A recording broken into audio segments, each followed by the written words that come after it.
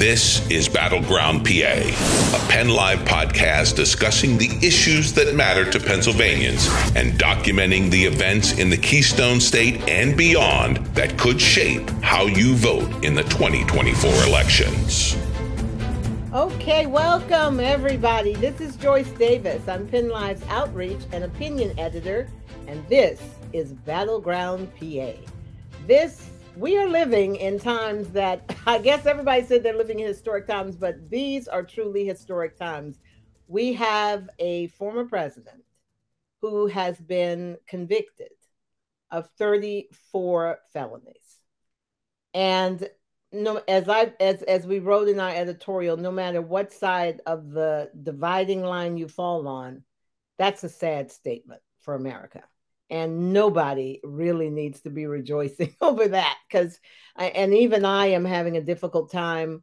How do I discuss this with young people, with people, students that I go to speak to? So at any rate, we're here to talk about these momentous events with John Cole, who is our trusted analyst and hails from the Pennsylvania Capital Star.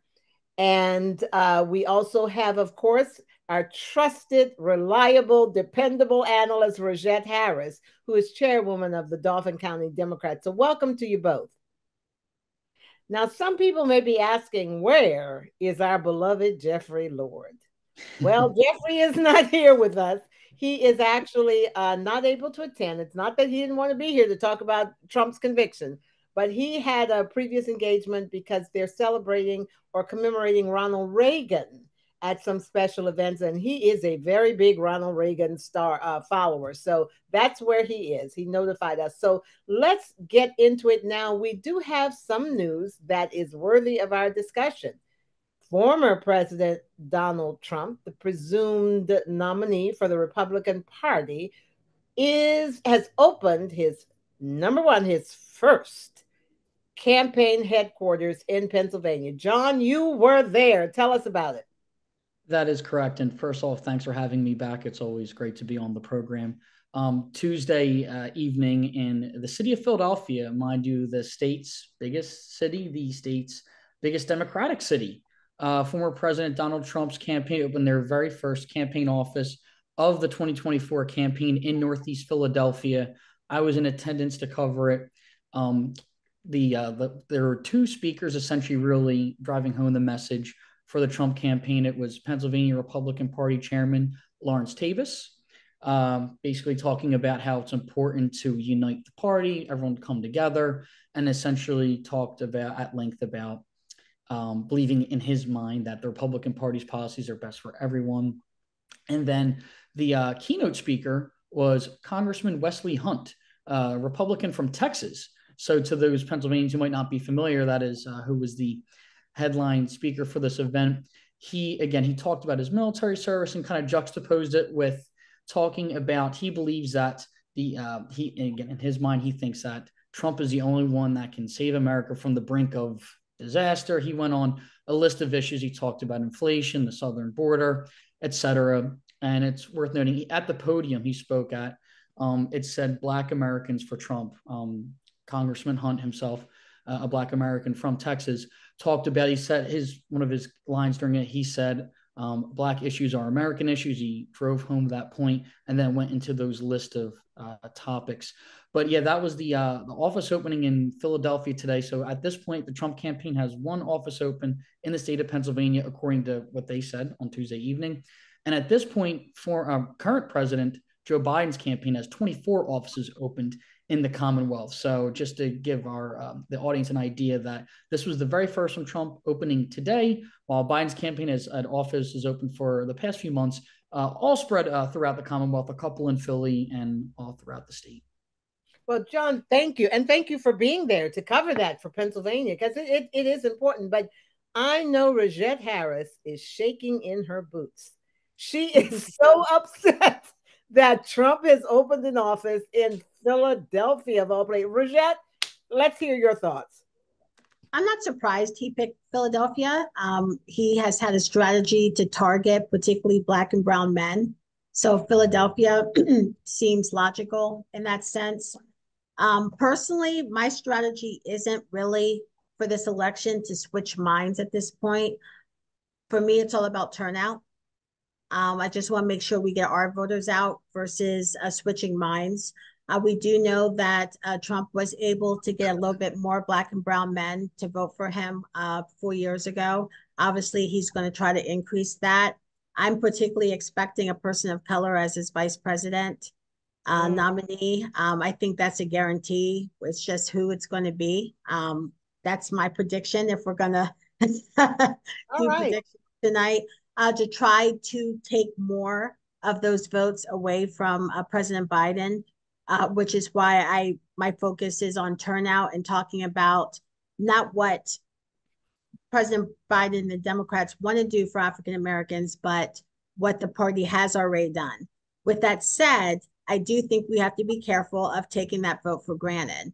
And that's why President Biden and the Democrats have opened up so many offices, as John just mentioned, throughout the state so early, so that we have a presence here. And we've already begun talking to voters to make sure that we get those voters out to the polls, especially with the low primary numbers. So my concern is more about taking those votes for granted, and most importantly, getting that turnout versus switching minds at this point. No, that seems pretty wise to me, but it is 23-1. Are those the odds I'm hearing, John, at this point? What do you know what they announced were the plans for the future for opening more Trump offices? Great question, Joyce. So I did have a chance to speak with some Republicans in attendance. So again, right now there are 24 Biden offices to the one Trump campaign. However, okay. yes. Okay. However, they did emphasize to me that this is just the beginning, because that's a fair question that us in the media had. It's like, so this is just one. But they were, at least to us, they didn't say specific locations, but they said it will be all throughout the state. There'll be multiple in Philly. They made it sound like, look, it's just the beginning. And they believe that their message in their mind, they think the more the offices open, the more they will resonate. But they acknowledge that right now they only have one office open thus far in Pennsylvania, but they think they've said that there will be many opening in the near future. Don't have specifics there, so don't want to speak out of term. And just one thing to Rogette's prediction, which was, I thought, very fascinating. One of the people who has been rumored or reportedly on Trump's shortlist for VP is Congressman Donalds from Florida. And he was also in Philadelphia. Well, we're scheduled to be in Philadelphia on Tuesday evening alongside Congressman Hunt in an effort to speak to Black male voters in Philadelphia. So to Rogette's point, like you were saying, I don't know, again, we'll see if Congressman Donalds is selected, but he's hitting the campaign trail as well for Trump in Philadelphia. So it's interesting that they're making that targeted effort, at least in Philadelphia right now. But again, just to say once again that the Biden campaign has 24 offices open thus far. And again, the Biden campaign, not only do they have these offices open, Biden and Harris were both in Philly last week. They had an event at Girard College where they launched their new initiative aimed at Black voters. So it was Black voters for Biden Harris. And I was in attendance and covered that as well. And I think it's certainly, they want to make the point that they don't want to neglect these voters either. So I think, to Rogette's point, it's something that no voter should be taken for granted, certainly. And I think that we are seeing that now. What was the last president that won president without winning Pennsylvania? The last president, what was that, Rogette? What was it, one more time? I can't even think of the last person who won the presidency without winning Pennsylvania. It would have been 2004, John Kerry. So look how far you had to go back. It's been 20. Correct. It's been 20 years, but that would have been the last time that a person won Pennsylvania didn't win the White House. Exactly. Yeah, Pennsylvania is important. Yeah. We're going to have so many people in, especially when you look at the statewide races. We have to remember there's a Republican Black male on the ballot as well for a statewide office. This is probably the first time we actually have two African Americans running against each other for a statewide office. So, the Auditor General's race is going to be one to watch. So I do think the Black and brown vote is going to be highly fought after, especially since the population has grown in the state. So I will tell you, let's just put a pin in it right here. Here's my, as I'm looking at this, I'm saying, so many of the people who are followers of Trump are followers of Trump because they want to stop and are anti, right, this minority power movement, right? If I'm wrong about that, correct me. But that's the impression so many people have, that so many, a good part of his base, rejects anything to do with woke, anything to do with diversity. Look at Florida, no diversity, right? Just cut out the word, get it out of your tongue. How does that sit if he reaches out to Black voters, and especially to Black men? I don't think he has a chance with Black women, but I could be wrong. How does that sit with his base? Does the base just say okay, or what? What are the thoughts there? That's a great question. And I know if Jeffrey were here, I'm sure he could go to bat for Trump. Certainly, yeah, I can't speak on the Republicans' behalf here. But well, but you can be an analyst. You can look at it. Yeah, does this... I'll just say from the reporting end again, at least Congressman Hunt today, again, or on Tuesday, his words were, again, he emphasizes multiple times saying Black issues are American issues. So he tried to make the case that, look, inflation's affecting everybody, energy prices, et cetera. So that was at least the pitch I heard today.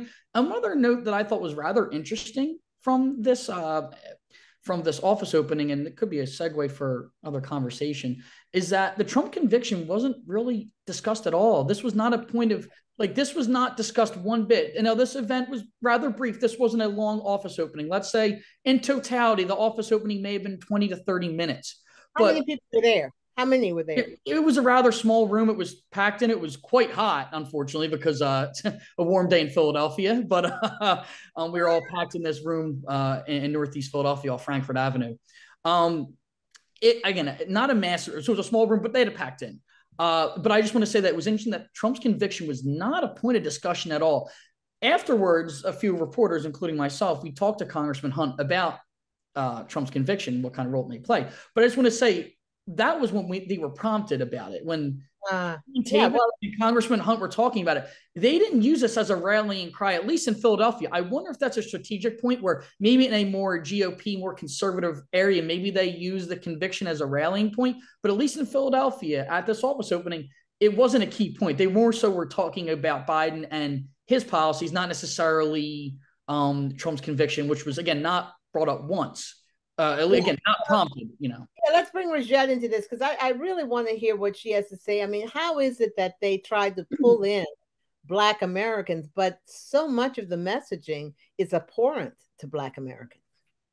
Well, but if you think about it, a lot of African Americans are actually more on the conservative side of things. If the Republican Party would stay away from certain social issues, there would be a much bigger fight.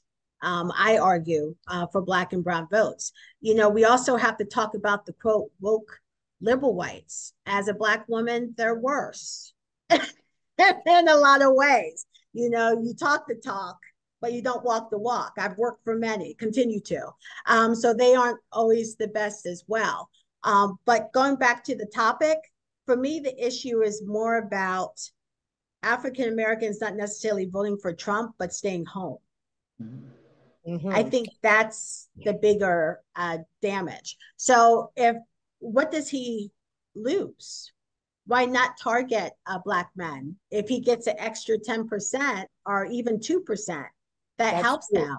If the other 8% what does he lose by reaching out? Something that as Democrats, we have to make sure we do as well, and not just until October, but to continuously reach out throughout the year to the Black and brown vote. So he can't say, see, they're taking you for granted. They're just now going to your churches, where I'm continuously talking to you.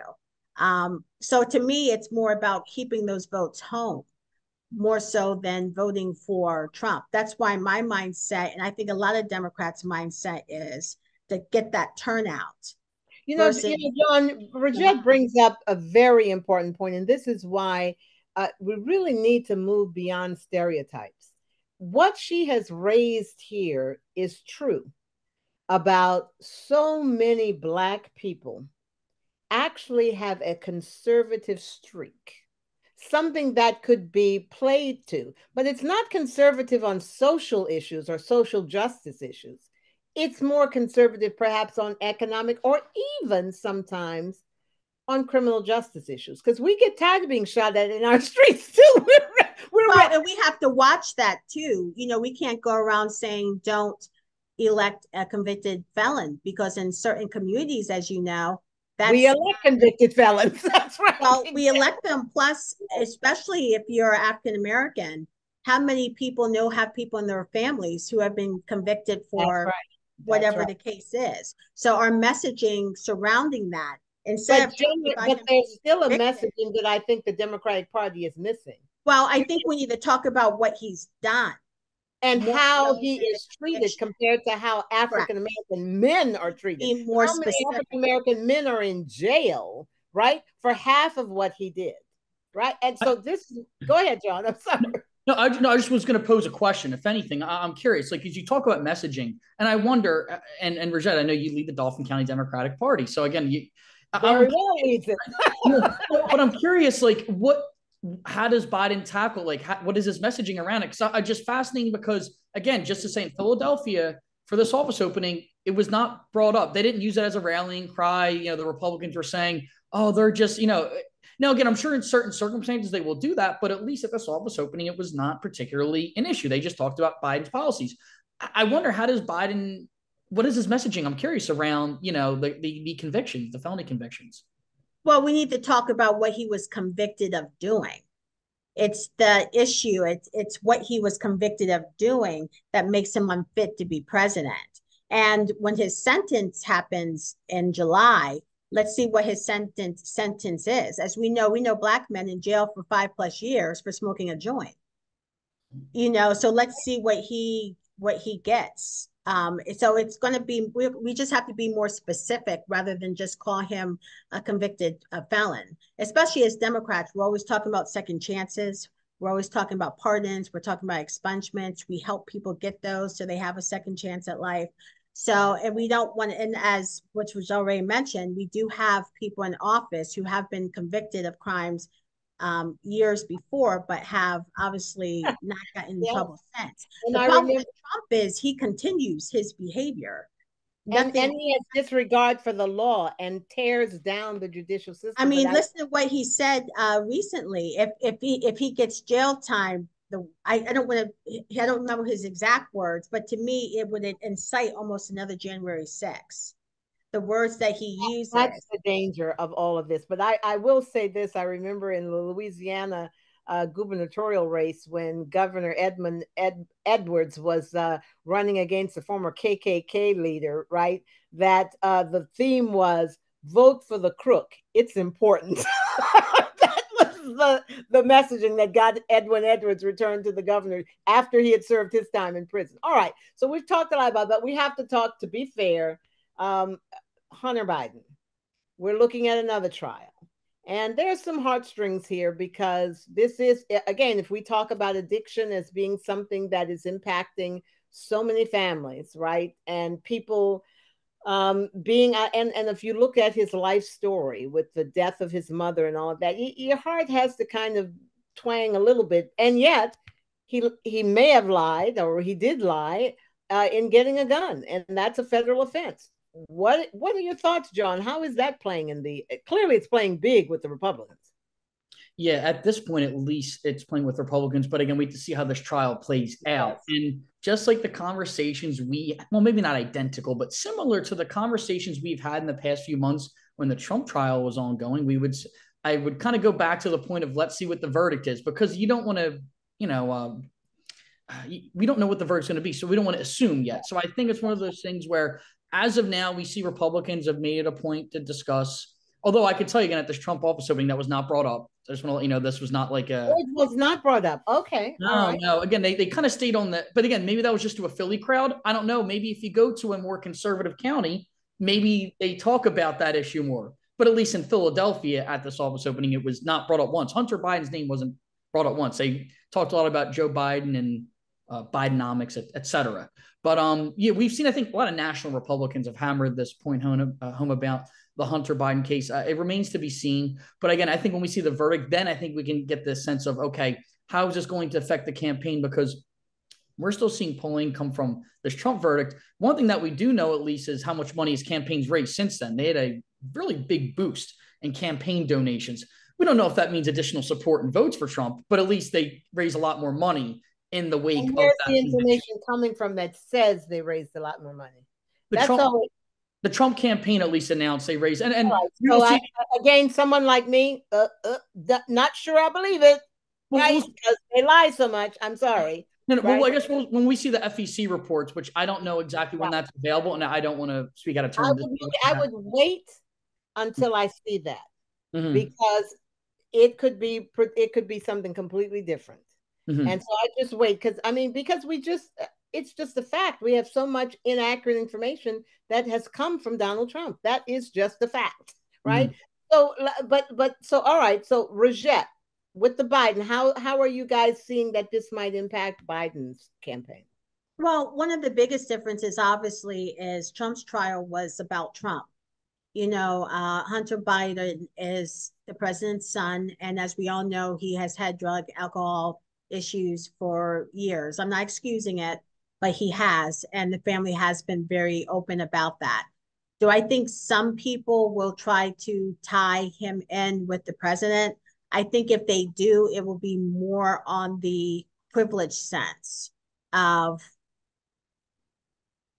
does he get in trouble for it? He's pleaded not guilty, so I don't want to get into whether he's guilty or not because, the trial hasn't happened yet.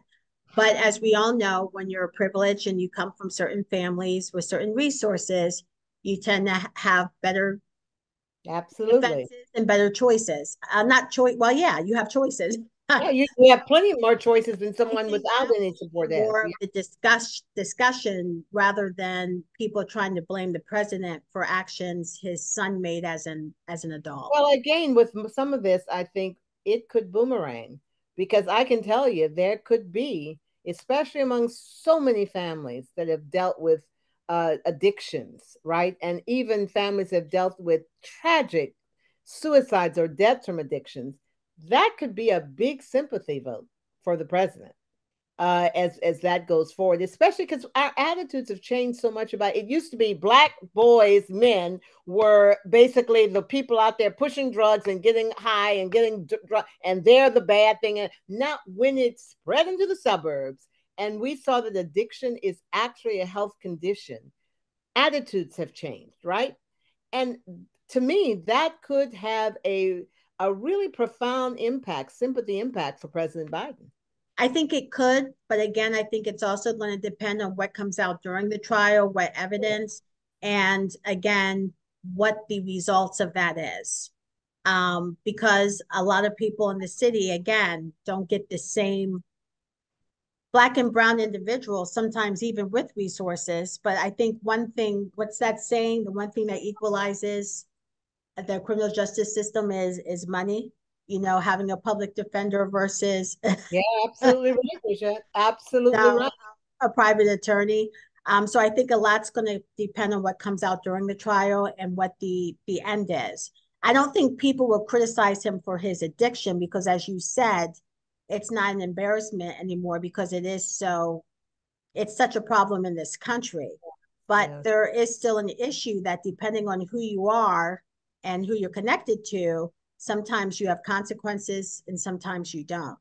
Absolutely. And that even goes with the president as well, with what happens with his sentence trial, because we can now say he was convicted. So it's no more, did he do it? Did he not? Is he guilty? He's a convicted felon on 34 different charges. But what is his, it's a few days before the Republican National Convention.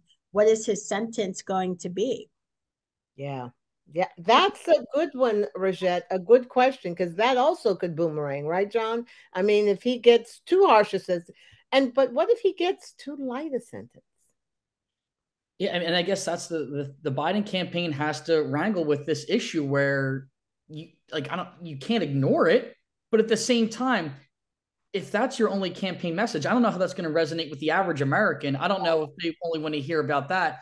To Rogette's point earlier about they want to hear, what have you done? Because he's been in office for 3 years and some change now. So I think the Biden campaign, I'd assume that, I guess the Biden campaign will spend more time talking about their accomplishments or the policies they put in place, as opposed to that. Again, not to ignore it, but I don't know if that would be a central campaign message. And I could be proven wrong on that, but I just don't know how many swing voters or how many voters are thinking, you know what?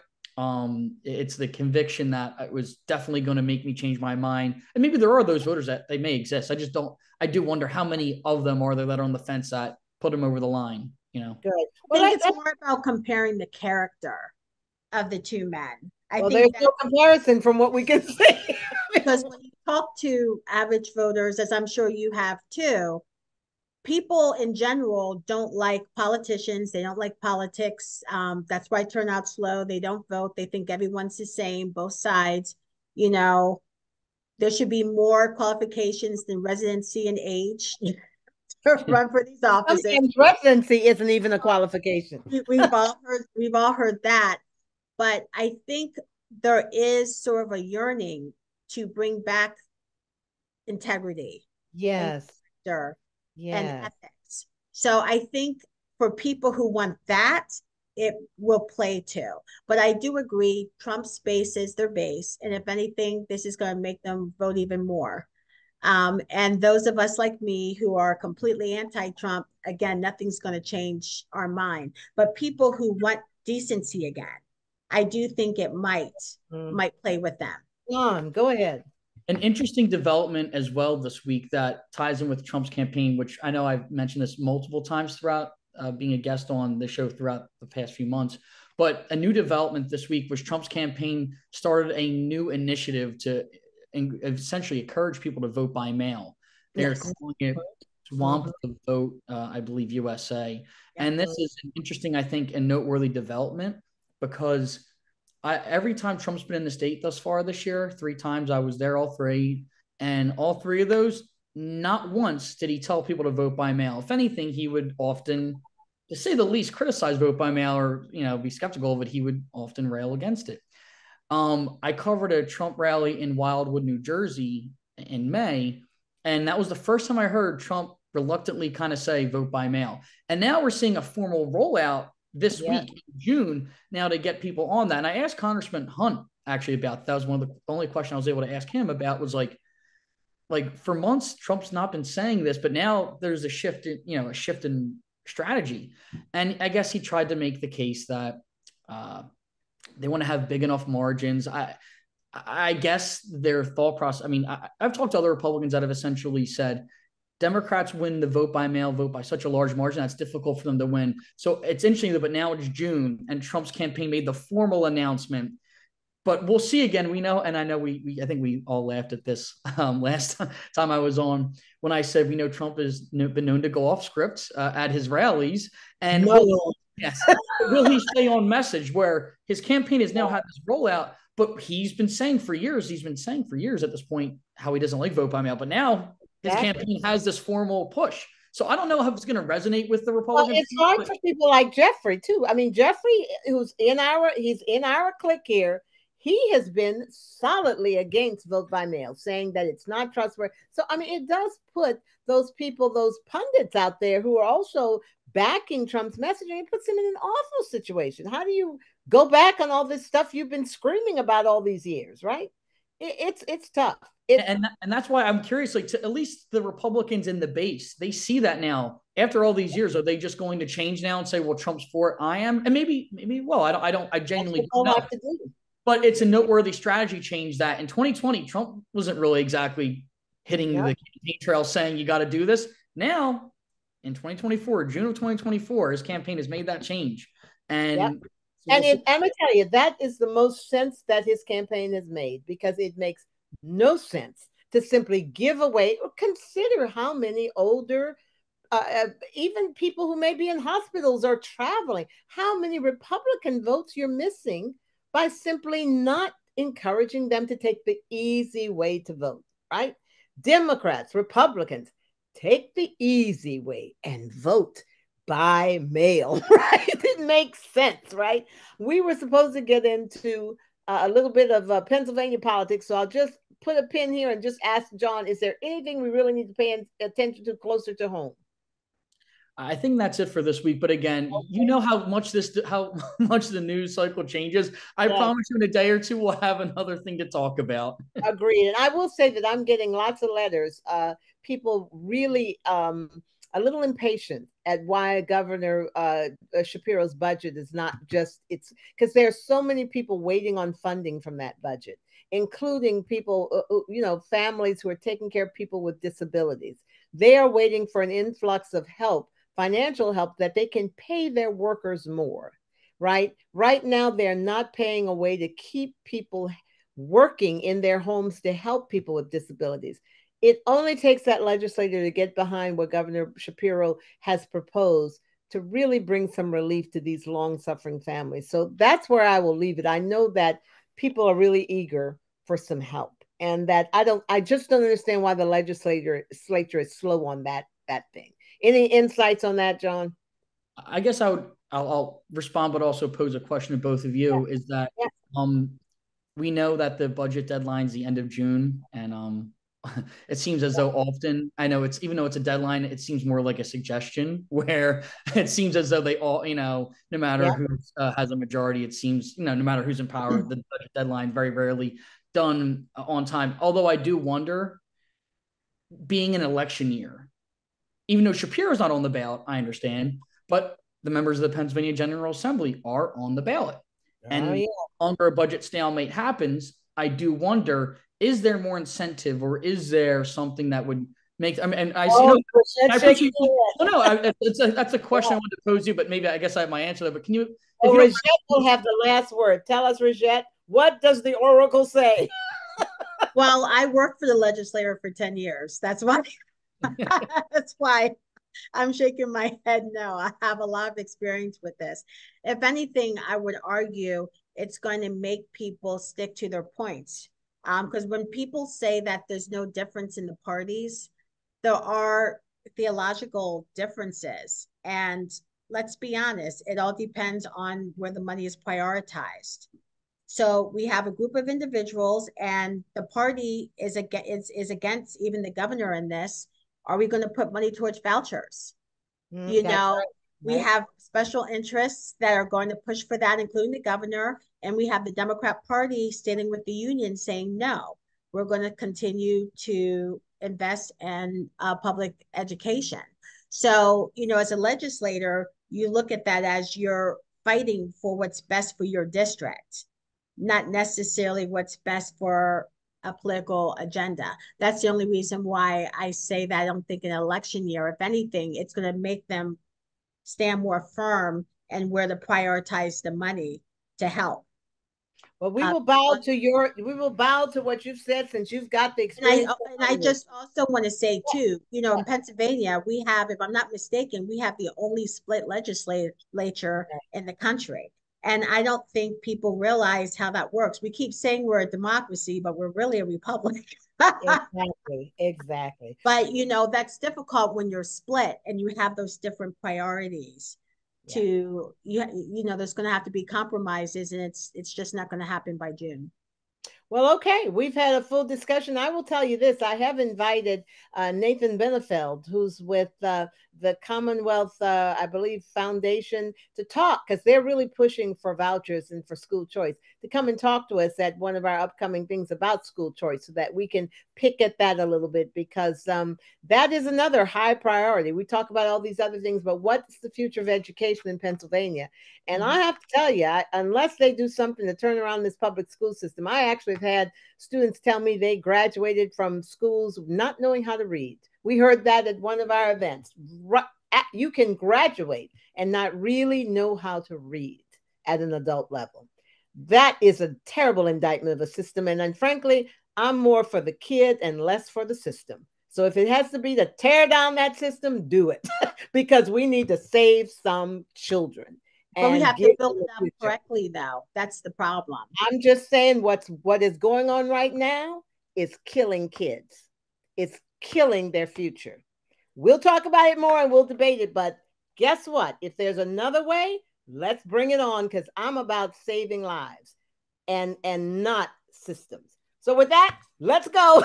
We will see you guys next week for another another round on Battleground PA. Thank you, John, for being with us. And Rogette, thank you as always for sharing your insights. Bye-bye, everybody. Bye. Bye.